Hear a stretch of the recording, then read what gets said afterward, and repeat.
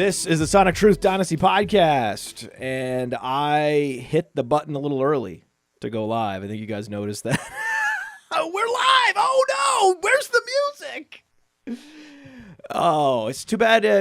We should really have a four-way show. I'm missing Alan here. I really want Alan to be here. I was supposed to be on the RotoWire podcast today.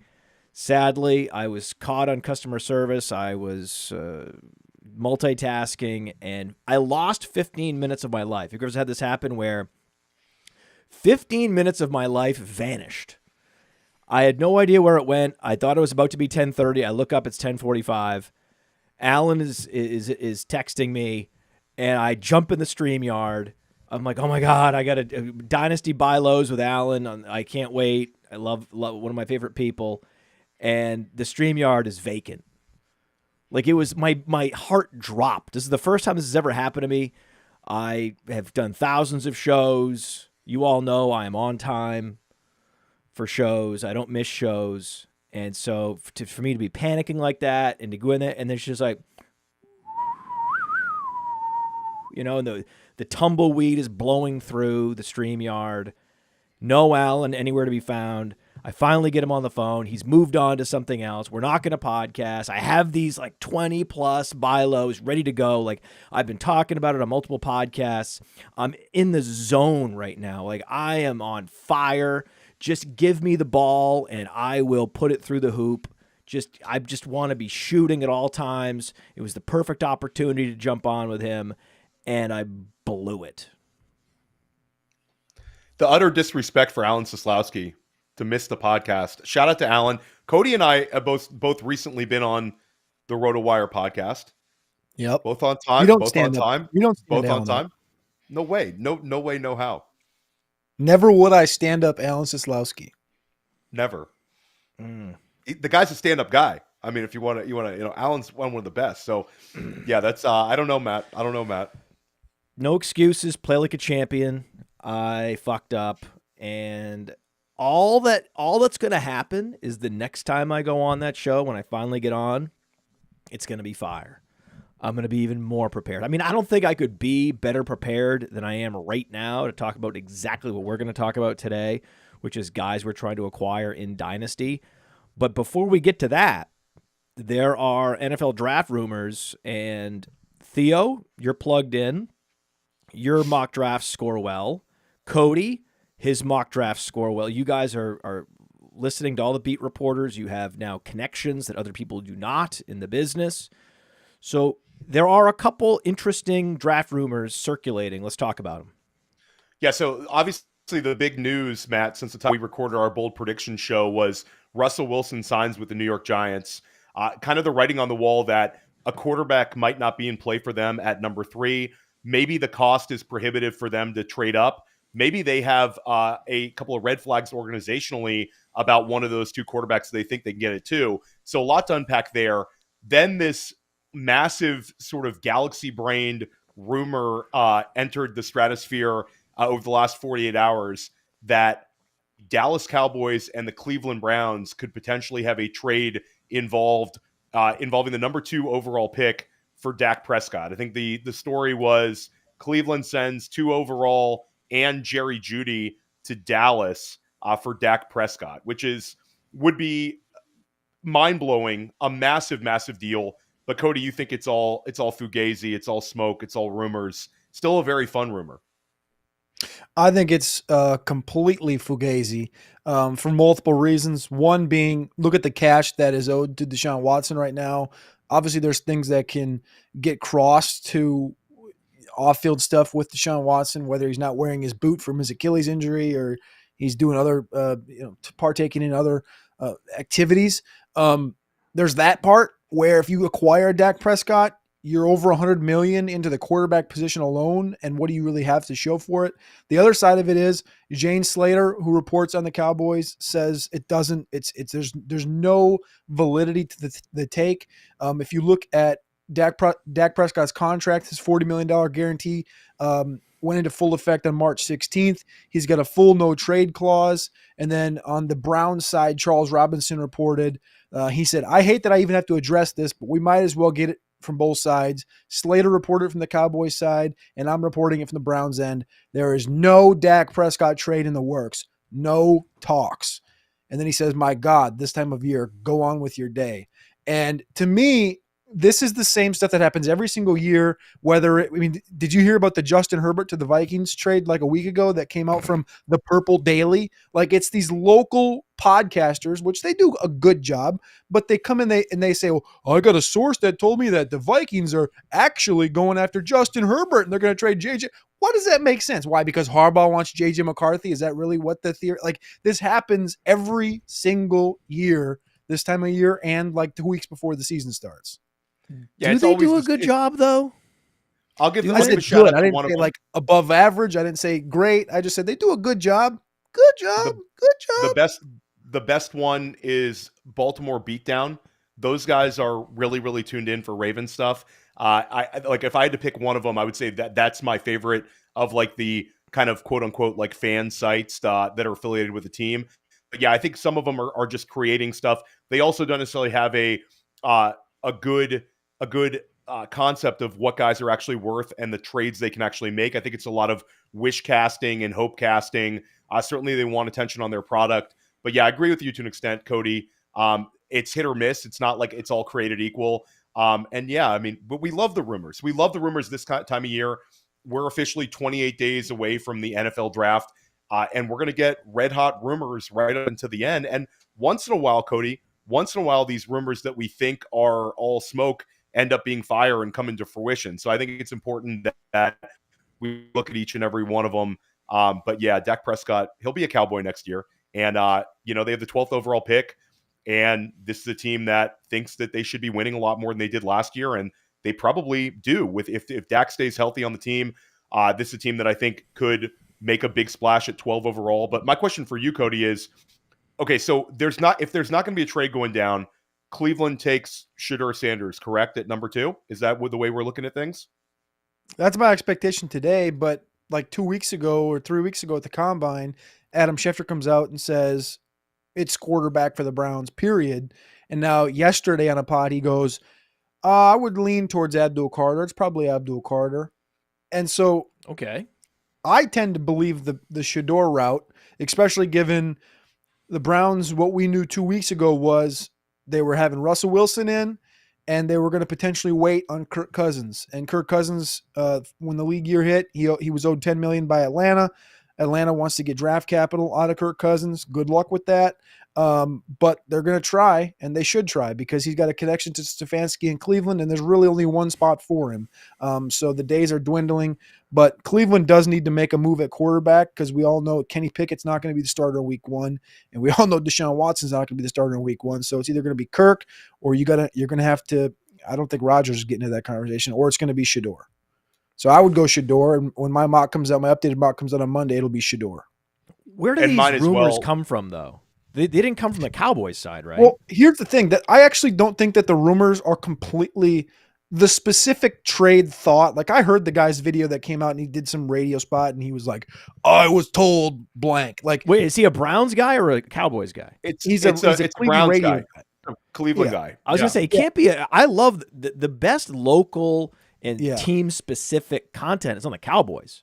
You have Blogging the Boys. I think Kevin Coleman. He's amazing. I mean, you have Locked On Cowboys. You have Marcus Mosier. I mean, this is like some of the best in the business do the Cowboys. It's like they have a monopoly on the best sort of a team-specific analysis. So I'm glad it wasn't Cowboys guys talking about this, because it's stupid.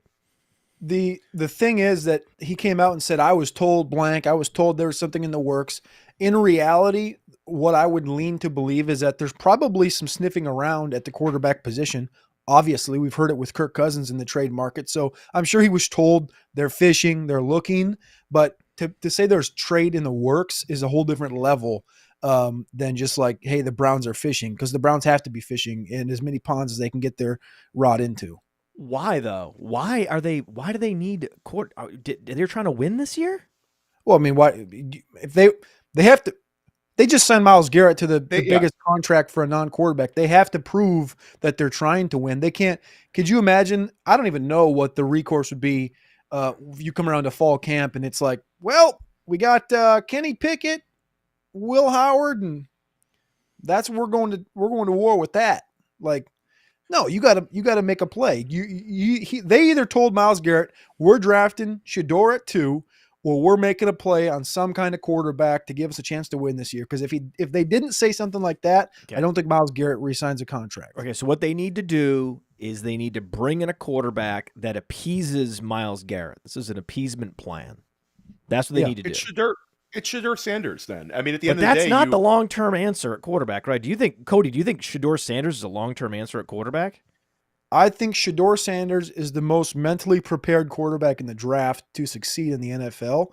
He's not my number one because, as you both know, I like projections. I like NFL prototypes. And the only guy in this class that really poses the most tools and arm talent is Cam Ward. But from a 5-year perspective, if again, I'm not saying it's going to happen, but in 5 years, if you said, or 5 years from now, Cody came back and said, hey, Shedeur Sanders is by far and away the best quarterback from that draft class, I could 100% believe you. I think it just depends on where he ends up. Stefanski-led offense could work. Cleveland, the idea of Cleveland doesn't really sound that great, but I think it can work if they can surround him with the right talent and an offensive line that will protect him, because he definitely holds on to the ball twice as long as everybody else, literally from the numbers perspective. He took on twice as many pressures last year as Cam or as Dart or anything. So I think he's the most mentally prepared and he's the most efficient in diagnosing defenses. Yeah, Okay. and I think when it You comes just to Shedeur described Sanders, a very solid backup quarterback in the league. I just described like Kirk Cousins. Shedeur Sanders is going to be a what? starter. Kirk Shedeur Cousins Sanders was is a gonna what? be A starter. mid-round pick from Michigan State to Washington to back up RG3. Oh man. Yeah. He just hit his ceiling. Guys, Shedeur Sanders is going to be a starter in the NFL. He's going to be the number 2 overall pick, and if not, he's going to be the number 3 overall pick, despite Russell Wilson being there. I don't think the idea that Shedeur Sanders is going to have some free fall in the first round, I don't buy it at all. I think the firewall is New Orleans at 9. And at the end of the day, we talk about Shedeur Sanders. Cody, like Travis Hunter, an elite talent, but besides him, there wasn't a whole lot of guys there at Colorado. And you mentioned the offensive line. This is a player that's had to play behind not so good offensive lines. I think that bodes well for him at the NFL level. He's had to play through adversity and still put up very, very good numbers. Shedeur Sanders, Matt, we also have a guy who's 23 years old who has a ton of college starts. This is a guy with over 60 college starts at 2 schools combined. I think Shedeur Sanders is a little bit underrated right now. I agree with Cody. Cam Ward has the highest upside for us in fantasy football, the gunslinger mentality. But Shedeur Sanders has accuracy. He can make plays downfield. And I think that when you look at the NFL, this is the kind of guy that might settle in as a middle-of-the-pack quarterback, but I think he's a long-term starting quarterback. So I don't see how you can pass that up when you just paid Myles Garrett all this money. And this is a roster where Cleveland is not used to being a bad team. Like this roster has some talent. They were in the playoffs 2 seasons ago. They were supposed to win that game against Houston. This was the Joe Flacco run. So we saw what they were able to do with a overaged Joe Flacco under Stefanski. I would be perfectly fine with Shedeur Sanders there. And I think that it's a fan base that's just dying to embrace a quarterback. And I think they would embrace Shedeur after the whole kind of fallout with Watson and the disappointments there. We saw how excited they were with when Flacco emerged in that short period of time. I think you'd have that with Sanders. And I don't think Garrett kind of makes up with the team. I think he's on another team today if Cleveland didn't kind of tell him their plan. He said he knows who the starting quarterback's going to be. So at the end of the day, it's Shedeur Sanders. It can't be Myles Garrett getting excited about a Kirk Cousins that was that turnover prone last year and was overtaken by Michael Penix despite getting that massive contract. So it's Shedeur Sanders at 2. And then the draft kind of, for me, starts at 3, where, Cody, when you came on Dynasty Life, we talked about this, where New York sort of has cornerbacks. They have defensive ends. It comes down to, do they embrace the overall talent and the versatility of Travis Hunter, maybe use him on both sides of the ball, or do they just say Abdul Carter at 3 might be the best possible value despite us having, 2 stud defensive ends? Let's just have 3 of them and go and get the quarterback. And maybe that kind of fast tracks our turnaround process. So I don't know. I think for me, it's 1-2 are off the board. It's quarterback this year, and then the draft starts at 3, and it's going to be Carter or Hunter. My one pushback to that would be that the Giants don't, I would not say, have a good duo at corner. Like Paulson Adebo was with New Orleans. He absolutely sucked last year, and he sucked the last couple of years. He's a fine backup, but they could definitely use Hunter on defense and on offense, obviously. And I think that's one of the better duos at receiver in the NFL. I was actually just talking to Alex about this the other day about the potential for the Giants to double dip if they took Hunter at 3. Shedeur falls a little bit. It's unlikely that you're able to really do the Houston thing and get back into the top 10 for Sanders if he falls to, let's say, 6 or 7. But you can double dip and get the quarterback in Jackson Dart in the early teens, and all of a sudden a guy in Jackson Dart from Ole Miss who we were worried about because he's shown this connection to Lane Kiffin's offense with mediocre wide receiver talent around him to really succeed. And the Lane Kiffin offense is just entirely different because it's built for receivers to get open. It's built for the ball to be put in a certain spot. There's question marks around Dart, right? And the idea that he could go to Brian Daboll in New York and get a Travis Hunter and a Malik Neighbors, I think really covers up a little bit of that.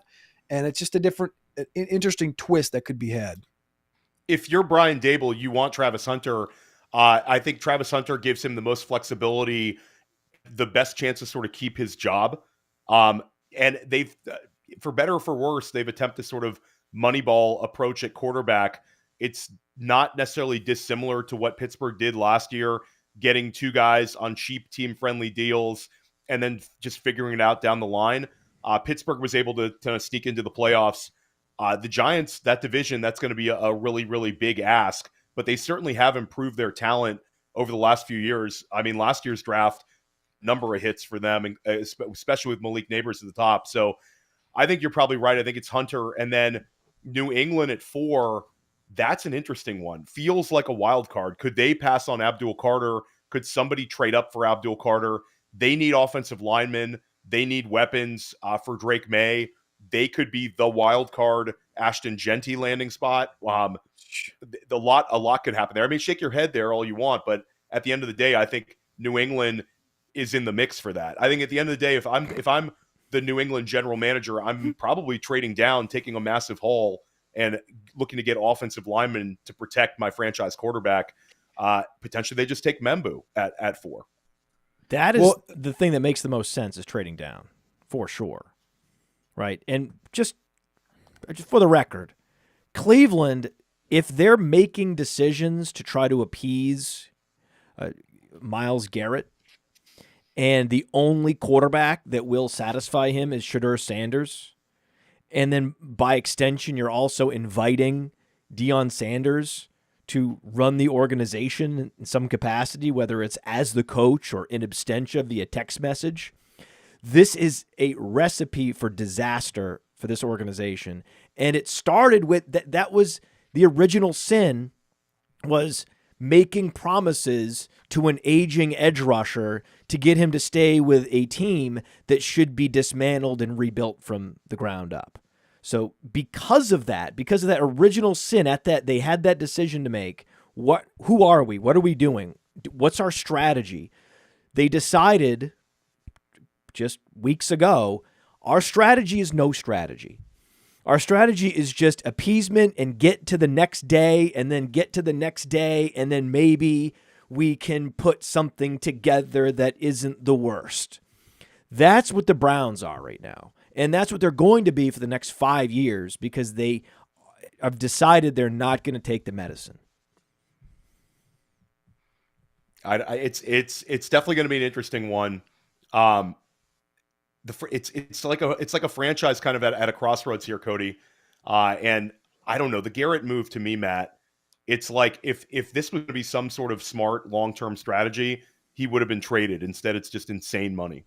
Think about all the great moves that teams have made where they're getting max value from an edge rusher and they're getting a haul in return, or they're letting a guy go and they're using that money wisely. We've seen this time and time and time again, where it's like, oh, San Francisco, they're losing their best edge rusher. He's going to the Colts. Oh, they're in the championship game. They're in the conference finals.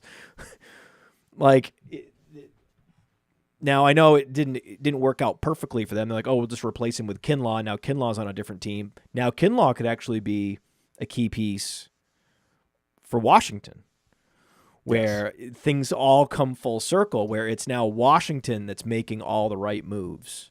And it's funny how the team that has the best young quarterback is in a position to make all the right moves. Funny how that works. If you hit at quarterback, good things happen, and there's no greater edge in the NFL than having a quarterback on a rookie deal who's good. So that's another argument to just take Shedeur Sanders, though, Matt, because you're not completely sold on him. I think Cody kind of questions the upside, but at the end of the day, can he hit middle of the road value? Can he be a top 15 quarterback long term and a guy who can win games? I think so. And Cody said it's not a guy who you plug and play and he has a Jaden Daniels like effect, but I do think he's a guy that if you put him in the right, Cody, what's the word you NFL draft experts like to use? Ecosystem. If you get that ecosystem around him, then you're looking at a guy who I think can win games. I like Shedeur Sanders more than some. It's my QB2 in this class, but clearly Ward for me is ahead. But Matt, there's some smart people very much on Shedeur Sanders. Our friend Thor Nystrom, who I believe is coming on Mind to Mansion in the next few weeks, has probably the greatest Shedeur Sanders comp out there. He came on Dynasty Life and he compared him to Drew Brees. Yeah, Drew Brees. It's a tough scene. Hey, listen, Thor was right as rain about Zach Wilson on this show. He was this was this show where he just completely dismantled Zach Wilson. Thor and many people on this network and this program have been very right about many quarterbacks back through time. We're talking about a Jared Goff ceiling, and the Jared Goff ceiling doesn't get me excited. I'm not here for a Jared Goff ceiling at number 2 overall. It pays bills.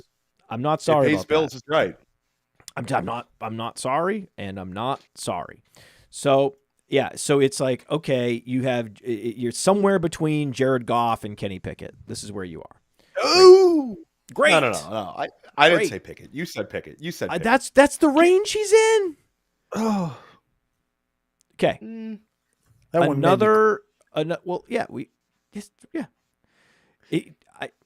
I'll talk to Thor about this Drew Brees somehow being in the range of outcomes, which I disagree with him, but we'll get his argument. And I've been convinced many times this year. I've come in with one position and I've been convinced with data and just stellar arguments. Jax Falcone being the best of the best in terms of convincing me to change my position, and Thor is right up there.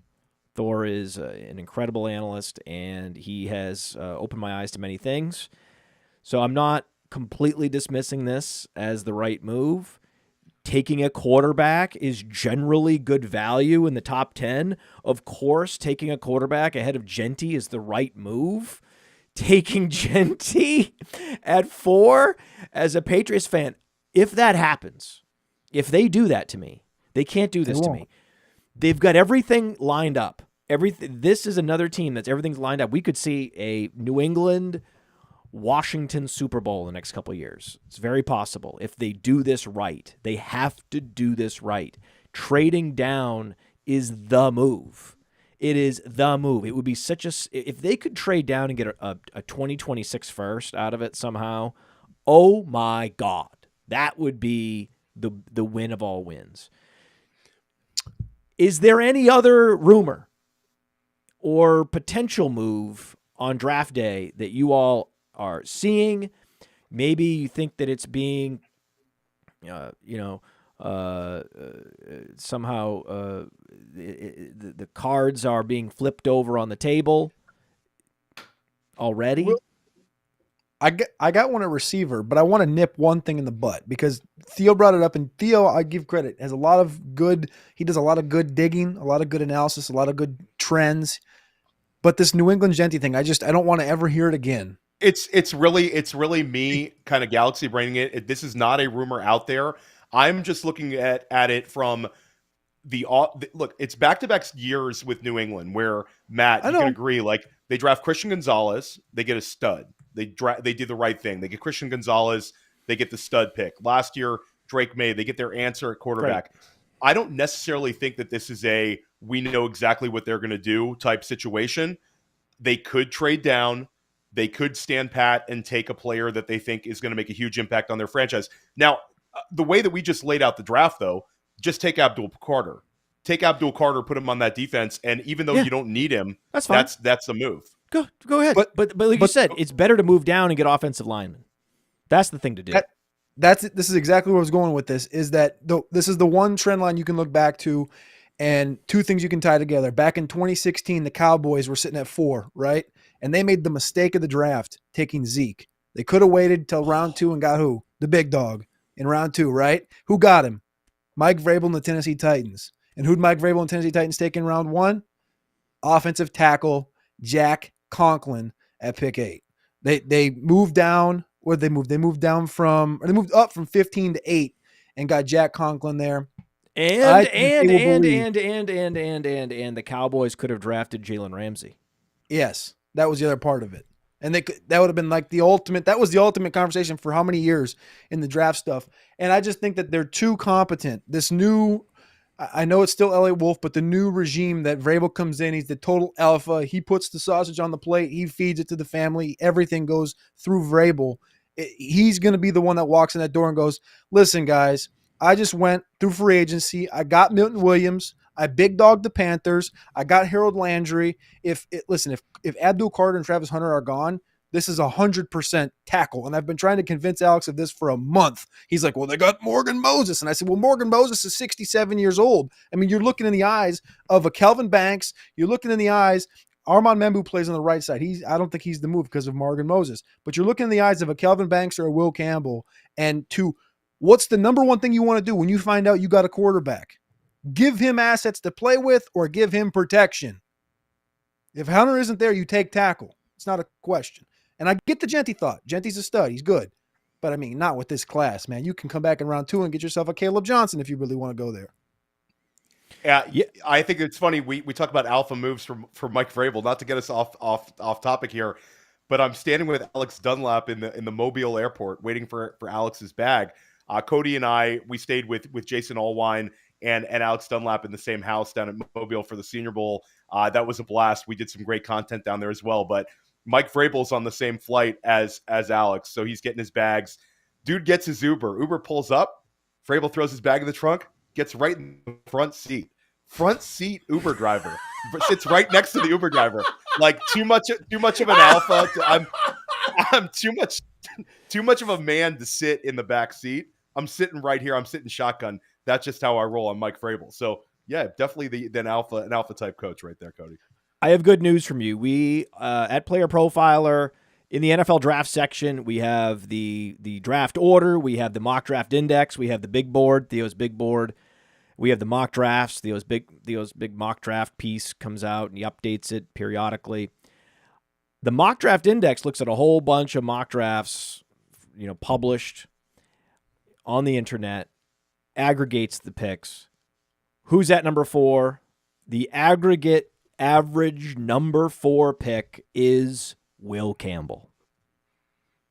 And I like Will Campbell a lot, and I know Cody does as well. I just think at the end of the day, I pushed Membu up a few times because Cody is a little bit younger, and I think just the raw athletic ability for Membu. They both are extremely versatile. I've heard some people say Will Campbell could end up being a center, even Cody, like could play tackle, could play center, could play guard. Membu gives you guard or tackle. They're both great. They're both going to end up probably being in the top 10.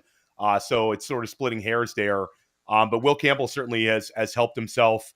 LSU Pro Day was good for him and all that sort of stuff as well. I do want to just say one thing about the Will Campbell situation and also enter in Kelvin Banks' name to that conversation, because if we do remember right, I'm not a Texas homer, but I do work for Orange Bloods, and I've watched a ton of Kelvin Banks, including his freshman season. Off of 3 months on campus, he goes up against Will Anderson in week 2 and kicks his ass. And he's a guy through the entire last 3 years has been looked at as a top 10 pick until this last month. For what reason? This same boat that he was lumped in with Will Campbell, having short arms, but the difference is Will Campbell actually came in with the short arms, sub 33 inches, and Kelvin Banks came in with the third longest wingspan, which is more important than arm length. And when you're talking about arm length as a tackle, it's one of the most important things. I think Campbell deserves to be in the top 10 conversation. I think he's the best overall talent from an offensive line perspective, but Banks needs to be in this conversation. And the Membu thing, I 100% agree with you, Theo, but I think he's a right tackle, right guard. That's why I didn't really enter him into this New England thought. To me, the New England thing is Banks or Campbell, if they can look past the arm length with Campbell. I think Banks goes 12 to Dallas. That's sort of the way I agree with you. I think Banks is going to be somewhere in that top 12. It's sort of a prospect fatigue with when it comes to Banks. Like you said, this is a guy that started like day one at Texas. He started every year there. This is a kind of a can't miss offensive line prospect as well. So some good linemen in the class. It's never the linemen are never really the buzz guys this time of year, especially for kind of this thing of ours. But yeah, a number of them are going to get drafted. You two are both doing the mock draft contest this year, right? Yeah, we're in it. So the huddle contest. The huddle mock draft contest. We want to put anything on this? You want to have some stakes? We were close. You guys are going at it right Cody now. You guys are going at it with Kelvin Banks. You guys are going at it with Travis Hunter. You guys are going at it with Shedeur Sanders. I'm trying to look up last year's. We can bet something on it at the end. I mean, listen, I will give Cody the props on this one. I would definitely lose on any sort of 7-round NFL mock draft to Cody. But when you give me 32 picks, I can get him. I can get him in that one. Maybe a two-round rookie mock draft. Or 2-round NFL mock draft. I could get him. But Cody is one of the best out there. Can tell you, like, I always love Cody when you drop your 7-round rookie mock drafts. You go super deep.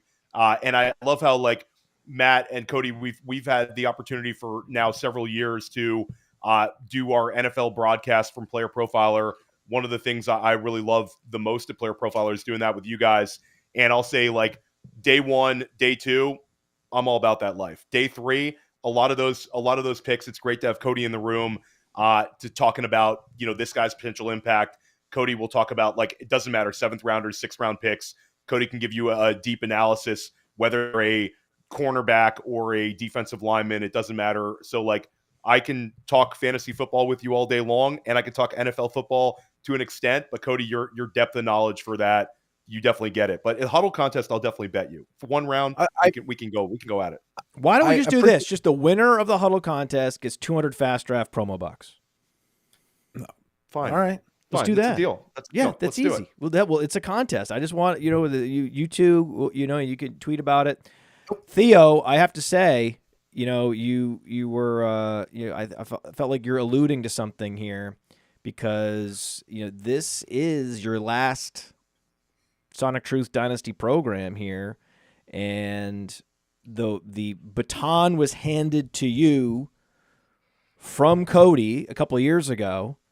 And now, in many ways, you're handing it back, because at the end of the month, in a few days, you're going to be moving on to another opportunity. Yeah, I'm leaving Player Profiler on April 1st, and I'm not when I told you the news, Matt, I'm definitely not this is my 2 weeks notice type guy.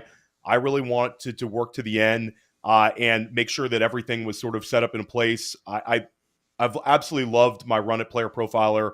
I have another opportunity at another site, and I took it. But it was really important to me that the roles that I had at Player Profile are filled by people that I think will help you continue elevating the brand and growing and doing just a great job. And so I talked to Cody, and I said, I would love for you to kind of take my spot here. Cody's one of my best friends in the industry, and he is one of the best guys to ever come through Player Profiler. So I am leaving the Sonic Truth Dynasty podcast. It's been an unbelievable run. And leaving Player Profiler in general on April 1st. But Cody Carpentier taking my spot. He's going to be the new co-host with Matt. Cody's going to crush it in everything he does. And I want to give a big shout out to all of the Sonic Truth podcast listeners, the fan base here. It's just been an unbelievable run. Matt, you and Nate built something so big, and I think I've been able to help you continue doing it at a very, very high level. It's something that I never really took for granted. and I took a lot of pride in doing this show. And I think we've given people just tremendous content. And I know with Cody kind of taking my spot here, he's going to do just an amazing job as well. So I was very thankful to you, Cody, and obviously Matt. This has been just an unbelievable run.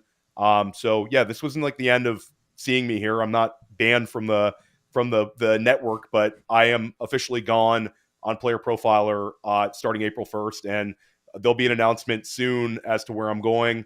But yeah, it was important for me to kind of work to the end and do a really good job. I'm really proud of what we put out with the rookie guide. You can get that right at Player Profiler, and it was just important to me to kind of finish things right with you, Matt, in everything we do here, because this is a site that means a lot to me and a job that I put a ton into. And, again, a big, huge thank you to the audience. I don't want to make this whole show a Theo show.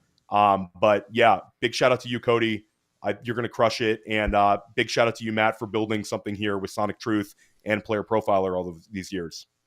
Yeah, it's important that we make sure the audience knows where you're headed. They can follow you at the OG Fantasy on social media. You'll be pointing people to where they can find your content in April and moving forward. We wish you all the best. We've had a lot of people, come through here and contribute, and then go on to lots of different opportunities in terms of what's next. I try to think of us like we're like a college program, right? We're not ESPN. We're not the biggest, media starship in the world or anything like that. We don't have the biggest satellite dishes, but we have some real talent that's now, doing great work around in the fantasy football industry, in sports. Covering the NFL, covering advanced stats and metrics, and helping to get the word out to as many people as possible that, hey, there's a way you can watch sports, and there's a way you can consume stats that can make you smarter and make you better at fantasy football.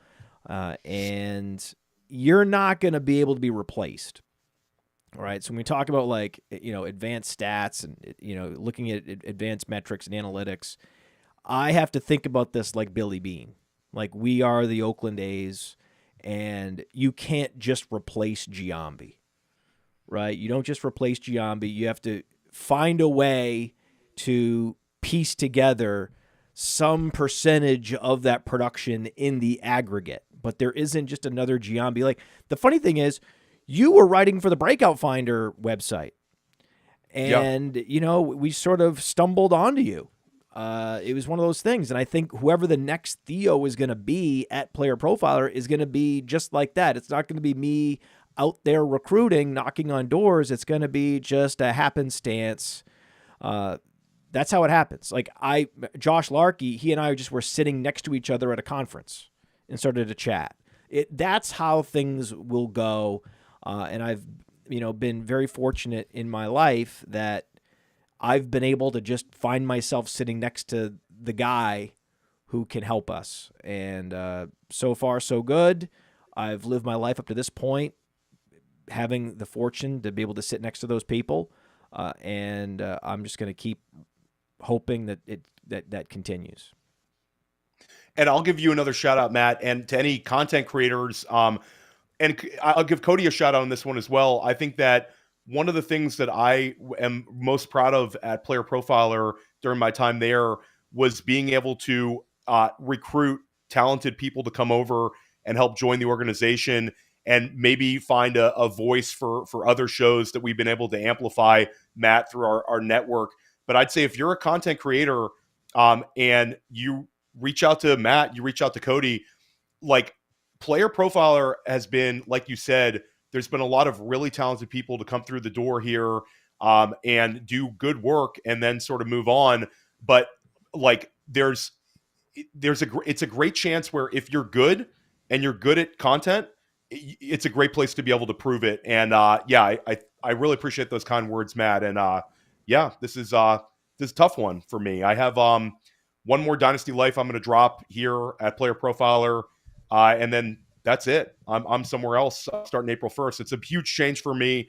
But yeah, I have nothing but positive things to say about Player Profiler and Matt and Cody and all the people that are going to continue doing it this year. I'll certainly miss hanging with you guys at the NFL draft as well. I think that's another thing that's I'm really going to miss. I'm going to be doing content for somebody else NFL draft weekend. But yeah, it's a tough one to say. And yeah, huge shout out to the Sonic Truth audience, to my audience in general who read my work, who listened to my podcast, and all the stuff that Matt and I were able to accomplish together. I'm really, really proud of that. So yeah, you guys got Cody though now, so it's not all sadness here. Cody's going to crush it on this show, and big shout out to you, Cody. Hey man, I appreciate you and I love you, and you know that. We've been like Matt said, you were with the Breakout Finder writing stuff before I was ever even at Player Profiler, and you're at the OG is not just a handle, it's what you are. So it's only appreciated and it's only loved, and everything in the Dynasty space, you're a king in the Dynasty space. So I'm happy, and I know I got shoes to fill in the show, and I'm happy to do it. Yeah, big shout out to, I'll give one shout out here. One guy, like, you often get and obviously Nate listed a ton with you, Matt, and a ton for you, Cody. And Nate did a lot for me, obviously Breakout Finder stuff. But I'll give one more shout out to an old school name at Player Profiler, Ryan Lopes. Ryan Lopes was a guy that I interacted with before I ever interacted with either of you guys, before I ever interacted with Nate.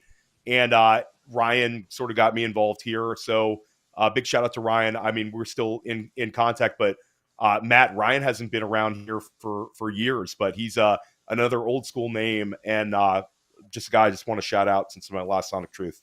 Well, Theo, big props to you in this way too. A lot of people that end up, moving on to some other opportunity or focusing their life's energy in another direction, don't stay in sports and don't stay in media and don't stay in fantasy football. They often will say, hey, there's a lot of other responsibilities, or I got an opportunity in corporate America that's just going to basically require all of my attention. And some of these people are not heard from again. You go to their Twitter and their last post was 2019. And it's like they were so active and then poof, gone. Whereas you decided to say, hey, I'm going to take this opportunity and I'm going to chip away and I'm going to level up and I'm going to level up and I'm going to level up and I'm going to level up.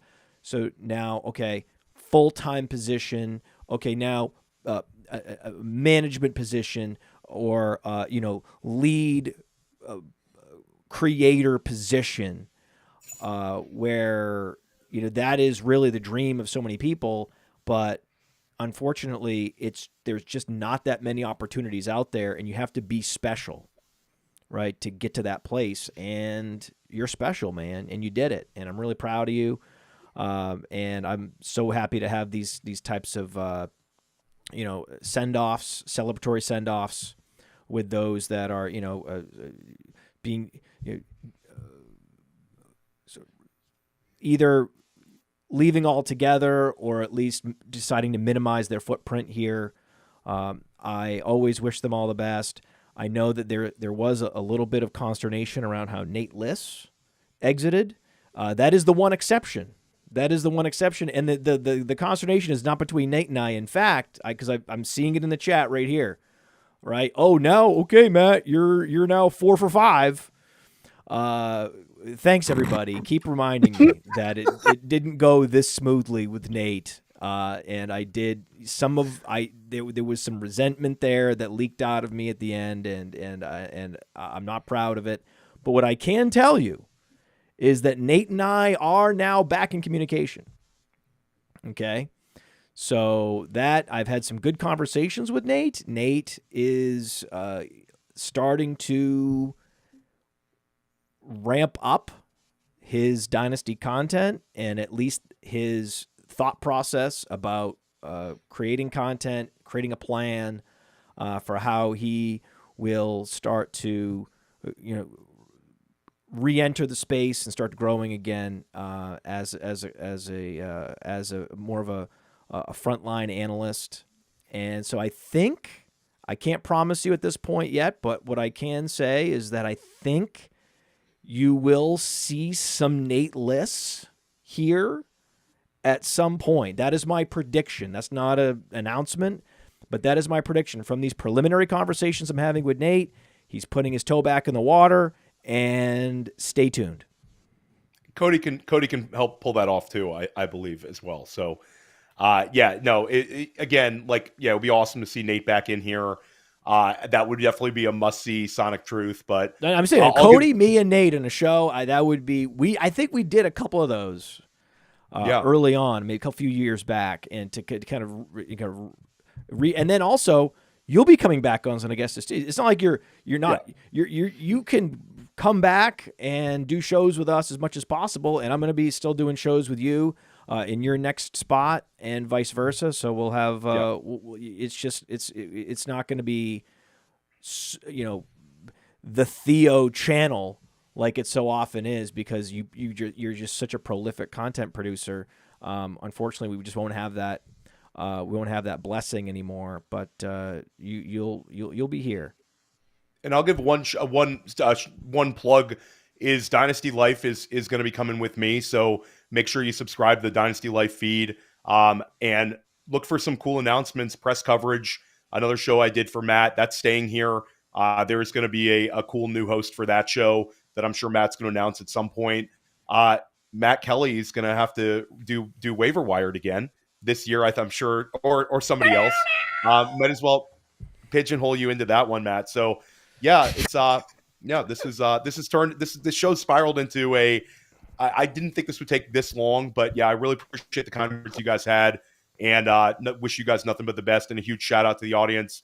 I'll have some announcements about what I'm doing, where I'm going next week after April 1st. Yeah, I got the message from everybody. You want a proper 15-minute send-off anytime anyone leaves. So that's what you got what you wanted. Okay? You didn't get it with Nate. You got it with Theo. You're going to get it. I'm sure there's going to be someone else, unfortunately, down the road, and we'll make sure we do that. So message received. Okay, message received. And the rookie guide, that is like your final gift to us, was this rookie guide at PlayerProfiler on the homepage. On any given player page, you can get the rookie guide. It is, as good as it's ever been. And you put a lot of effort into that, and that truly is. So you're sort of leaving us with a masterpiece, which I appreciate. We should talk about some trade targets in Dynasty, because that's been the theme of the week. We talked about it on our bold prediction show, Theo and I. I talked about it with Garrett Price from Dynasty Nerds on the Minded Mansion show. So I think that I want to share a little bit more information with people about the Fast Draft app, and specifically the Origins All Rookie game. So I want to just put a little information that people might not know about that game out there, and then we are going to hit some trade targets for Dynasty Leagues. Rookie. It's all about rookie talk in fantasy football right now. So why not go use all that knowledge to do something other than a mock draft? Chris Jimino won $8,000 with just 2 teams last year, and each draft took 5 minutes. That's pretty good ROI. You can start doing rookie drafts for money today on Fast Draft. The Origins tournament is live. It is the place to go and monetize your knowledge of rookies, and use your favorite Player Profiler host promo code for a $25 deposit match. Now let's go start drafting faster. Now I would say use code Theo, and the beauty is you can still use code Theo. As of April, Fast Draft will be the official sponsor of the Dynasty Life podcast, and code Theo will get you a $50 deposit match. But there's also code Cody. And I think for right now, because he's the new host, I think if you're going to go sign up on Fast Draft and make a deposit, I would use code Cody. But also there's Theo. You know what? You decide. You decide. Anyone, you can decide. You decide. Flip a coin. Okay? Just one of those 2 codes. There's also code FAST. There's code TRUTH. There's a lot of codes. But I think code Cody, code Theo, those are the codes to use. I'll start with you, Cody. Give us a trade target in Dynasty Leagues. Well, I mean, this one maybe is a little more mainstream, but I still think he's underrated right now in Dynasty. and that's Jackson Smith and Jigba in Seattle. It's a guy that personally in Dynasty, my top 250s over at Roster Watch, and at receiver, I had him plugged in at 6 behind Amon-Ra St. Brown for the last 4 months. And after everything fell apart, not everything fell apart, but everyone departed Seattle. DK Metcalf leaves, Geno Smith leaves, Tyler Lockett leaves, Sam Darnold enters stage left. Like, they've made a pretty distinct focus on, all right, well, we're going to run the football with Zach Charbonnet and Ken Walker, and Jackson Smith and Jigba is going to be our guy. They brought in Cooper Kupp, who we know is dust. They paid him like he's dust. Everyone knows he's dust. That's why he didn't go to a franchise that has one of these coaches or GMs or front office personnel that has a connection to Los Angeles, because everyone that does knows he's dust. Jackson Smith and Jigba, a guy right now, consensus, if you go to like Keep Trade Cut or anywhere else, he's outside the top 10 in Dynasty wide receiver rankings, behind the Marvin Harrison Jr.'s, Nico Collins, Drake Londons of the world. This is a guy, for me, you kind of label it the archetype. The archetype is guys that are 185 to 205 pounds, 5'10 to 6 foot. They run around that sub 4.5 area. Jackson Smith and Jigba is kind of fishy when it comes to that, because at his pro day, he ran a 4.48. He had the 500s. I know it's 4.53, but he's still around that conversation. Super prolific in college. He did everything. 1,600-yard season at Ohio State, right in the middle of everybody coming through there. This is a guy, for me, still underrated in the Dynasty landscape, and it's going to be the focal point of the offense in Seattle this year. I think that the Cooper Kupp signing is going to bump JSN out of the slot, which was sort of like the negative take artists coming out there with JSN were saying, "Oh no, we've taken away this easy button role for him." This is a guy that was a huge slot percentage last year, but I agree with you, Cody. I think we're going to see JSN outside. We're going to see the ADOT go way up, and the opportunity for him to have more spike weeks, more big plays is going to be there. It has to be, because Cooper Kupp at his age has to play inside, has to play the slot, and we'll still see JSN in the slot 30% of the time, like 35% of the time. But I think that the chance for him to be, like you said, the focal point of this offense is there. We saw his biggest week last year, scoring-wise, was when he took on this high ADOT role when DK Metcalf was hurt. And they used him all downfield, and he went just absolutely bonkers, had like a 30-plus point PPR week. So I absolutely agree with you. I absolutely believe in JSN. And then age-wise, we're talking about a guy who's 23 years old, just turned 23 years old, made a huge breakthrough last year, had 100 receptions. We know he's going to get a high target total. Now I think he's going to get some of these quality downfield targets to go with the underneath role that he's shown he can produce in. So he was a wide receiver 1 last year, and I think it's just sort of a general Dynasty game theory, Cody. Anytime the community doesn't like something, like gets worried about the Kupp signing, is a little apprehensive about Sam Darnold, it's a good time to kind of kick the tires on a premium asset like JSN. I see some people in the chat saying, JSN's expensive. Yes, he's expensive, but he could also be a wide receiver 1 type player for the next 4 years, 5 years with his profile. So I like that one, Cody. I think that's a solid one to kick the tires on. You like players getting some snaps out of the slot, but not all the snaps out of the slot. Why? Because the way to get maximum fantasy points is to not just post up at one particular position, right? It's to move around the formation. It's to be that queen chess piece. If you're always in motion and the defense doesn't know where you're going to line up, you're the key to the offense, okay? That's what he's going to be. When you look back at the best fantasy seasons, it's like Jamar Chase. He had a relatively high slot rate. Why? Because T. Higgins is out there, and he's able to move around, and he's able to be everywhere. He's able to play Z. He's able to play X. Just wherever he ends up when the ball is snapped is where he runs his route from. And a lot of the play calling is designed around him. That's what you want. You don't just want a player posted up in the slot. There is a particular ceiling that a guy like Christian Kirk has. His best position is the slot. You're excited when a guy like Christian Kirk gets to play slot. But that's not the path to maximizing total fantasy points for the most talented receivers. Justin Jefferson doesn't play the most of his snaps out of the slot, nor would you want him to.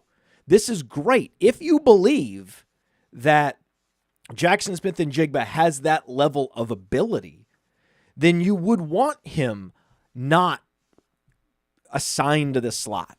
You would want him floating. This is actually a great thing for him, for them to get a slot receiver that you know is going to occupy that position. Now he can float. That's actually a better outcome for him.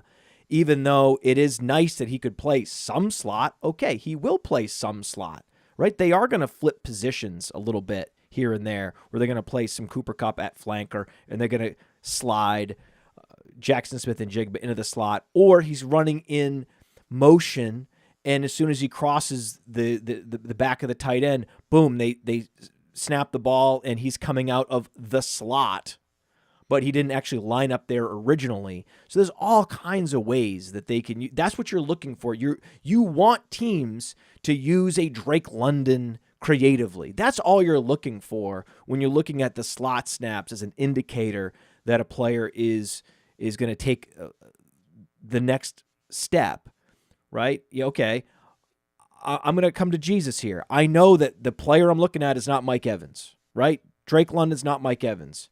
He would benefit from some slot snaps. Don't worry. Jackson Smith-Njigba is going to get some slot snaps in addition to the games Cooper Kupp's going to miss, which we know is going to be like half the season anyway.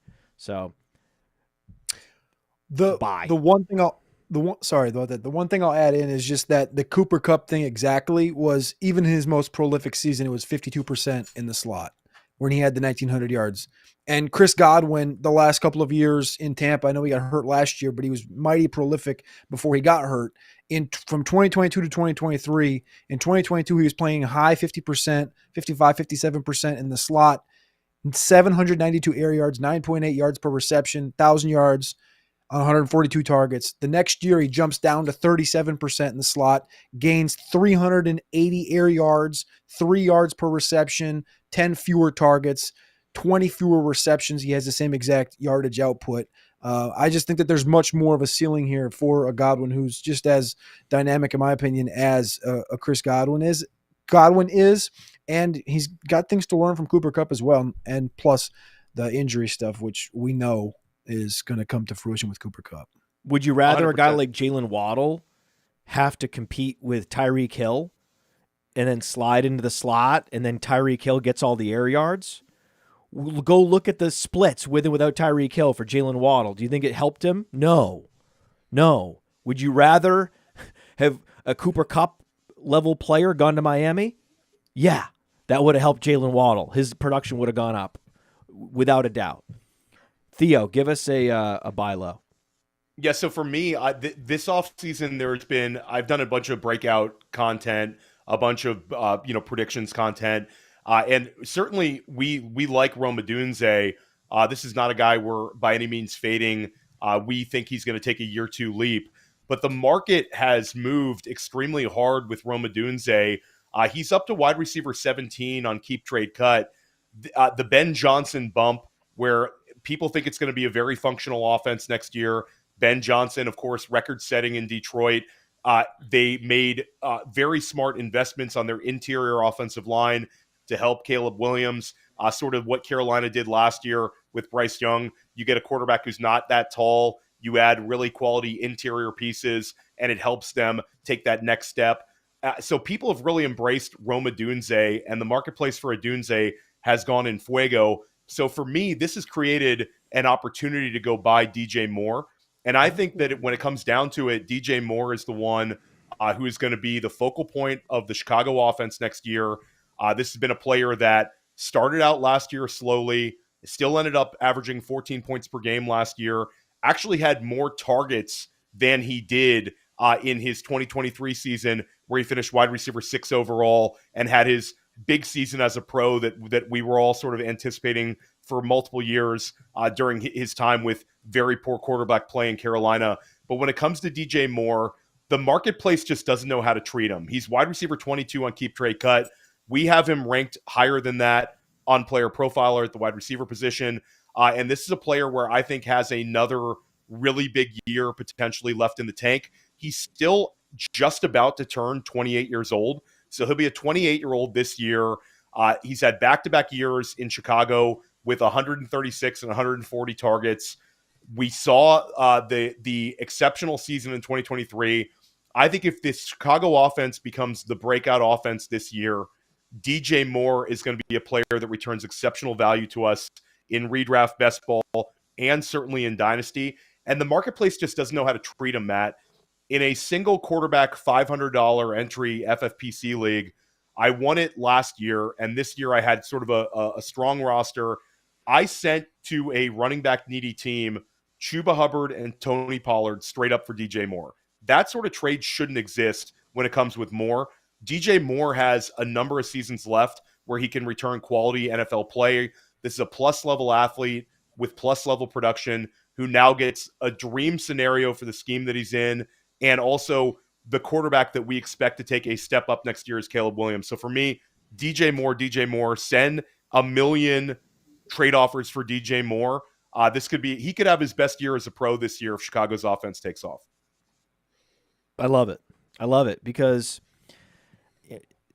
Rome Odunze is sort of the chalk, most transparently obvious second-year breakout.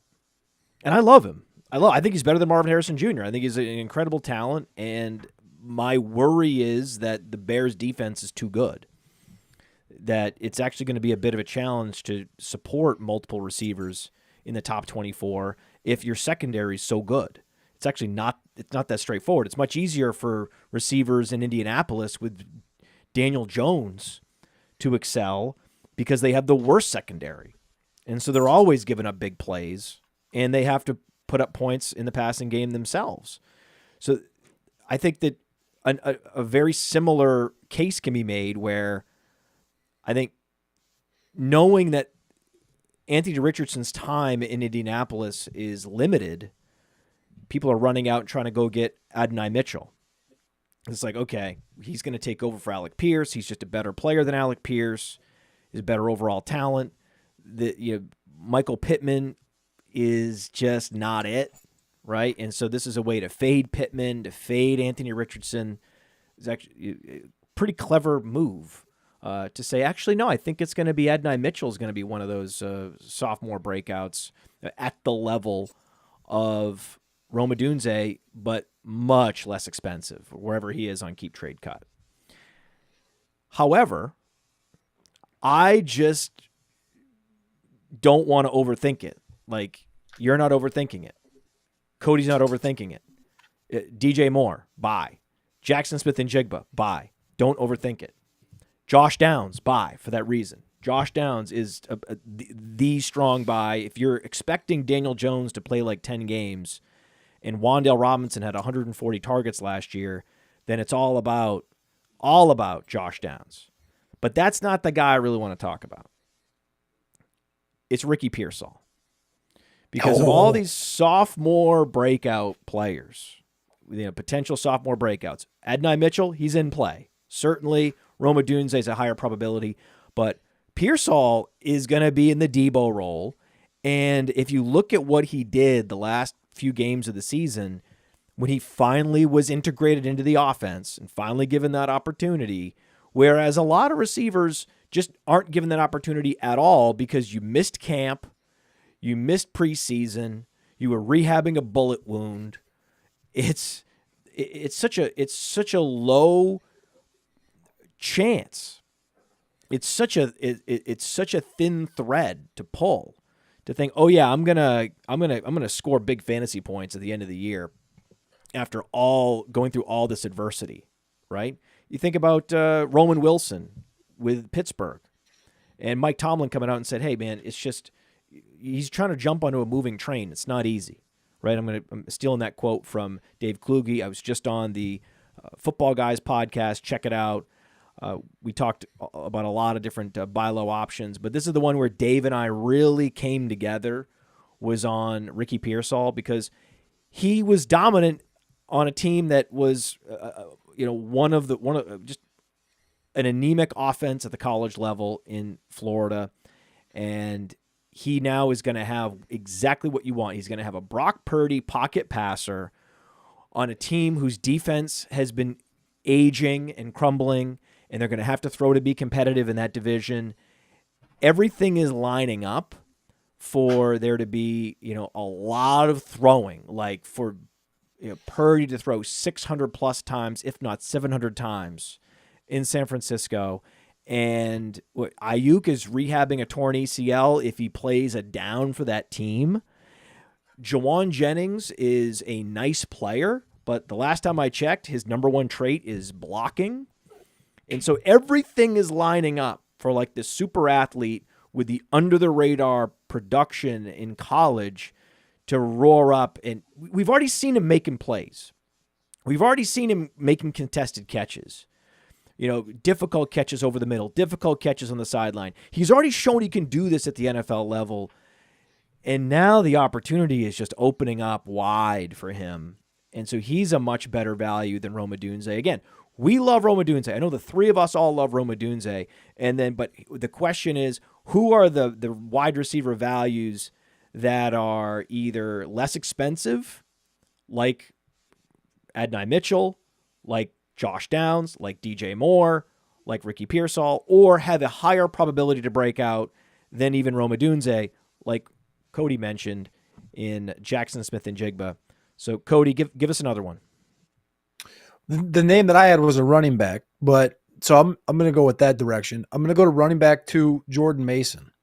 And this is a back that, because of the NFL draft, and I'm going to circle this around this, in being that the Vikings currently have 4 selections in the NFL draft, the fewest out of any team.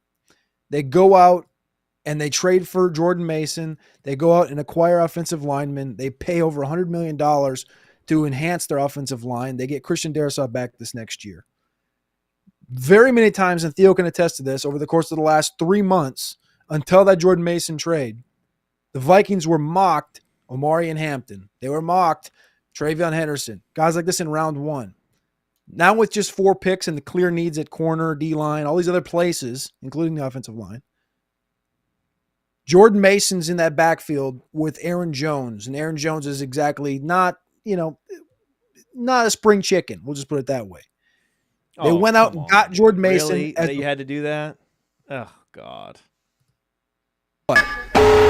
Cliche alert! Cliche alert! Cliche alert! Cliche alert! Cliche alert! Cliche alert! Couldn't get through it. Couldn't get through his first Sonic Truth back without a cliche. Running back 40 right now on Keep Trade Cut. I think he's still severely underrated when you look at the entire group of running backs. I have him closer to 32, 31 than I do 40, where Keep Trade Cut currently has him. Almost age 26. He will be age 26 this upcoming season. And again, if it looks like a chicken, they tell us it's a chicken. Like, they told us that that's the running back that they're going to go after, that they're going to feature in the backfield next to Aaron Jones. And Aaron Jones, like I just said, 30 years old, can't stay on the field. I like Jordan Mason for a guy that you can, like, right now, I'm out sending trades right now with the 303 in hand for Jordan Mason. I'm willing to send the 303. And listen, I'm the guy that have had these conversations with Theo and everybody else about the depths and how great this running back class is. But if there was one team, there's only a couple teams, but if there was one of the teams that we knew we were going to hitch ourselves to as soon as they drafted one of these sick rookies at the running back position, it was the Minnesota Vikings, because we know they're going to be a good football team. We know they're going to score points, and we know they've enhanced the offensive line. Instead, they're not going to do that because they don't have enough draft capital to do it. They said, we want Jordan Mason rather than spending that 4th or 5th round pick on a Damian Martinez or something like this. So I'm going to take the guy that I know is going to get the role, and I know Aaron Jones ain't going to last. So I'm going to get some value here in Jordan Mason. We got value last year in week 2 from the waiver wire because of Christian McCaffrey, another 30-year-old running back that got hurt. I'll do it again this year with Jordan Mason. Give me that 303. I'll send you the 303. Give me Jordan Mason. I hate this. And I hate this. No, Theo, excuse me. I hate this. Go for it. This is the worst. You are you're smashing through the gate that is with the red lights, where the train is coming. And the train is this draft class. And you're trying to park your truck on the tracks. It doesn't matter. I'll defend Cody on one thing. Minnesota, I think Minnesota made this move, Matt, so they didn't feel the pressure to draft a running back because they only have 4 picks. 4, right, Cody? Yes. So they could Four potentially selections. trade 4 total picks in this draft. This is a team there where I think if like the dream was Minnesota takes Travion Henderson in the first round, but I think that for them as a team with 4 total selections, they might just try to moneyball the running back position. And Mason was pretty good last year. I think it's a reasonable bet. Cody, I do think there's a chance they just trade out of the first round, accumulate some picks, and then like Matt said, you could be looking at a Jordan Mason competing with EJ Giddens or Ollie Gordon. That fears out there.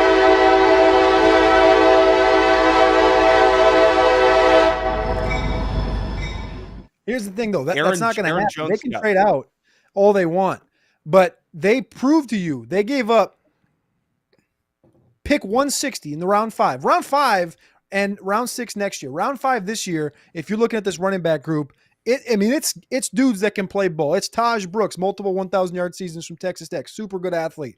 Devin Neal, one of just 2 guys with 3 1,000-yard seasons. Raheem Sanders. All these different backs you could have gotten the 5th round. Instead, you give up a 5th this year, which is a literal rookie selection you could have used, plus a 6th next year to go get this guy. I'm just reading what they're giving us. Right. Again, they told us it was a duck. It quacks and it looks like a duck. It's a duck. It's the back they wanted. They don't want Devin Neal. They don't want LaQuint Allen. They don't want these donkeys. I think they're good, but the Vikings are trying to win a championship. The Vikings aren't trying to say, well, it's a good running back. We're trying to hit on this year's Bucky Irving. You're trying to say now, granted, Aaron Jones is best comparable to Christian McCaffrey on Player Profiler. That is true. Ding, ding, ding, ding, ding. Right. That is true. That is a true statement. However, Aaron Jones is not as injury prone. The Injury Finder app is about to come out. The injury rating on Aaron Jones is not nearly as high as it is on Christian McCaffrey. So this is also an implicit fade of Aaron Jones. I actually think Aaron Jones is the better trade target. Aaron Jones is the one that got the 2-year deal. This is Aaron Jones insurance, which they'll likely not need to use, and they're still going to go into the draft and in free agency. Once the draft is over, there's going to be a hell of a lot of UDFAs, probably like 5 UDFAs at least that would get drafted in any other draft class. They're gonna bring in yet another running back who is going to find that, oh, wow, I'm more explosive than Jordan Mason. Jordan Mason is a tough between the tackles runner. I get it. But they overpaid for him. I don't know why they did, but someone likes something about him. You're exactly right. But that doesn't mean by the time camp is over and preseason's over, oh, this guy's going to be the locked-in handcuff for Aaron Jones. There's just so much can happen, including trading back and getting more picks and wanting to fill out that running back room, because according to the Vikings, they still need another running back. They're still going into the draft thinking we have an aging running back and we have a guy that we took off the scrap heap. We do need one more quality player in our running back room. That's how they're thinking about this whole draft process. And even in whether it's a UDFA after the draft is over, they're going to bring in somebody, and it's not going to be an automatic handcuff for Aaron Jones. And Aaron Jones, yeah, he is still a lightly used race car. He does have a Christian McCaffrey skill set. He does have top 5 fantasy backs. So I think that focusing on Jordan Mason at all, even though he's really cheap, I get it, is a distraction away from another guy who's also really inexpensive but has way more upside, Aaron Jones. So 31 years old though, Matt. When the Kevius 2-year came deal. 31 though. I'll just throw 31 out there. Last year we didn't see a single, and this is obviously going to be put to bed by the big dog. The big dog's the big dog, but Aaron Jones had excessive amount of usage last year, and I don't think that's necessarily what Minnesota wants. I think last year they wanted Chandler to mix in. They wanted Ty Chandler to mix in with Jones, but Ty Chandler was just so bad. So at the end of the day, they go and they pick up a back who Jordan Mason had over 800 rushing yards. Jordan Mason had a bunch of RB1 weeks to start the season.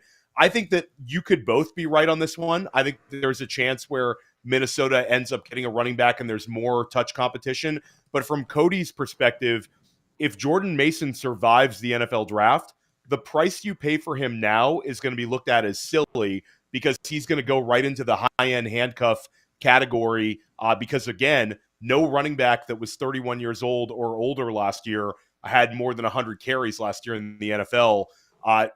So I don't know. I think I'll take a kind of neutral approach here. I'm not afraid to have some Jordan Mason on my dynasty rosters, and certainly that's a Minnesota offense that we believe in. And the amount of usage they gave Aaron Jones last year, like that's not Aaron Jones. Aaron Jones, this is the most touches he had in his career last year. So I don't know. For me, it's a reasonable bet by Cody and not a guy that's going to cost you much of anything. So Theo is correct. 2 top 5 weeks in fantasy last year for Jordan Mason. 22.2 fantasy points, 152 total yards against the Jets in week 1, and then 160 yards against New England in week 4. And in those 2 games, he scored 2 of his 3 touchdowns. And in those games, he caught 3 of his 11 total catches. He had a bunch of explosive runs. But explosive runs year to year are not necessarily predictive of future explosive plays. He showed it last year. He did. He had big plays as a runner. I think that's what the Vikings are buying. But I just don't think that they happen to check PlayerProfiler.com and see how athletic this guy actually is. He's not. He's best comparable to DJ Dallas. DJ Dallas had weeks with Seattle. This is what we're talking about. This is a guy. This is a guy, Cody. I don't like trading for guys, man.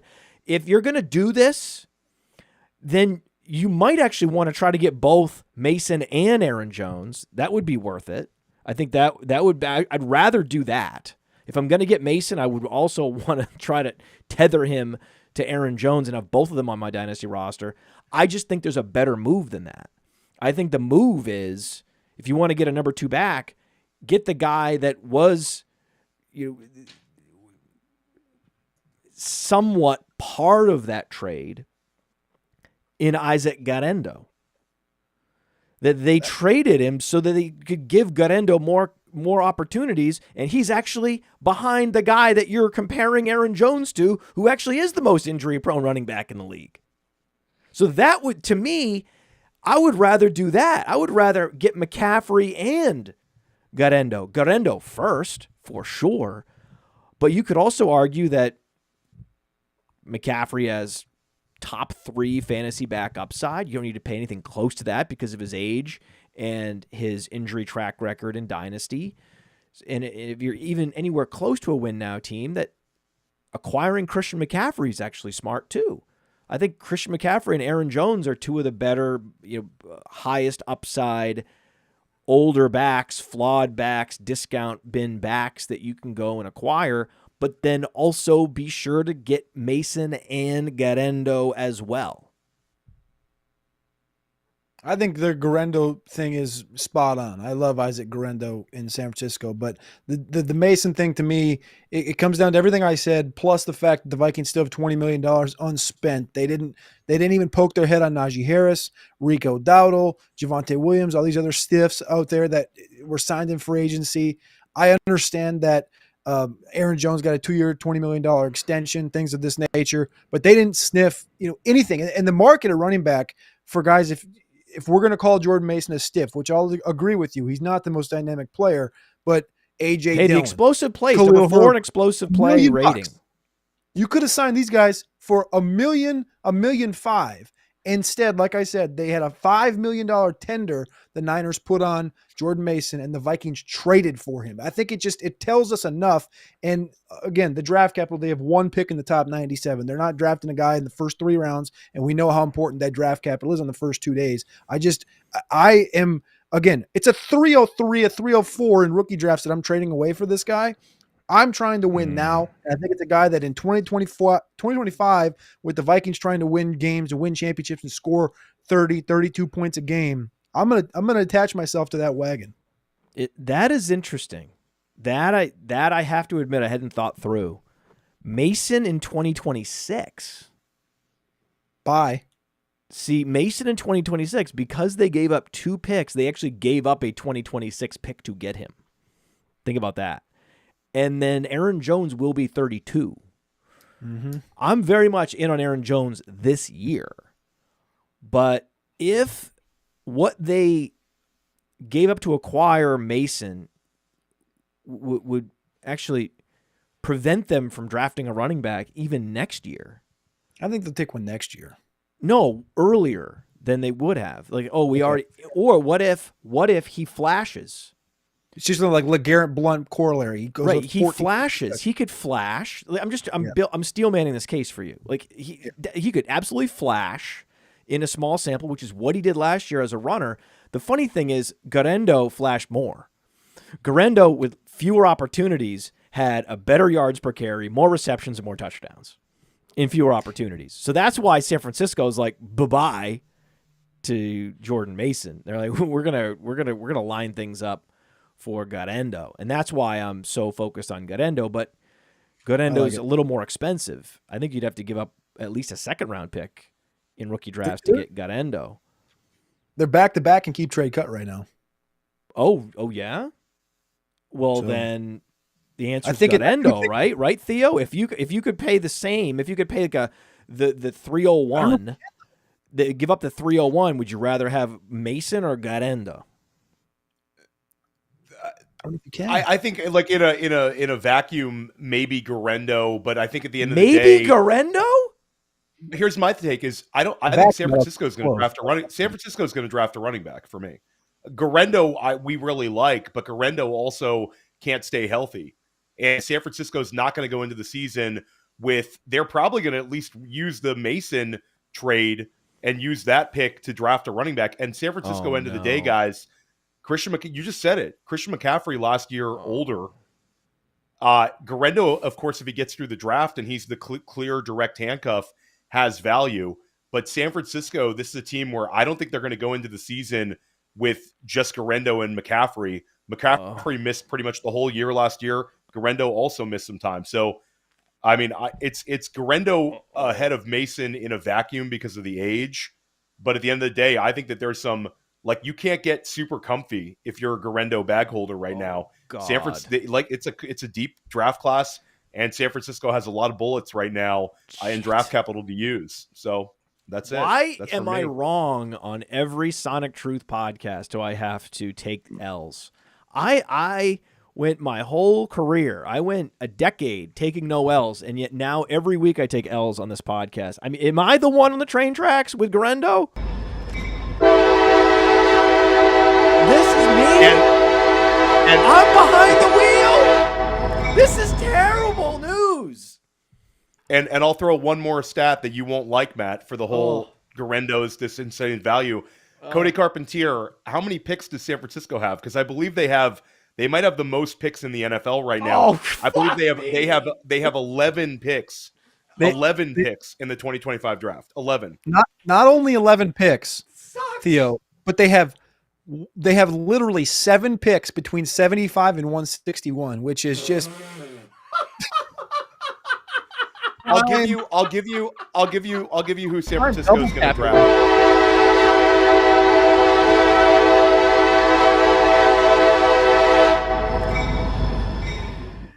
Oh no. San Francisco has enough bullets in the tank to get pretty much any position they want. There's a very athletic running back, Cody, out there right now who's a better Garendo than Garendo, and that's my guy, Bashal Tootin. Bashal Tootin, another Matt Kelly favorite. San Francisco takes Bashal Tootin. How can Kyle Shanahan cannot pass it up? RJ Harvey, shout out to Brendan in the chat. Very good one as well. RJ Harvey, Bashal Tootin, DJ Giddens. There's a bunch of these overly athletic running backs that are less injury prone than Isaac Garendo, and Shanahan could say, hey, you know what? Garendo, you have a chance to beat these guys out, but I'm still going to take one of them in the 3rd round. They could also use a powerful back. They could wait till the 4th round, take Ollie Gordon. There's so many nightmare scenarios. There's nightmare scenarios. I'm dead. Double tap running back. There we go. I'm dead. I'm dead and gone. It's over. Thank God I'm wearing a Minnesota hat. Thank goodness.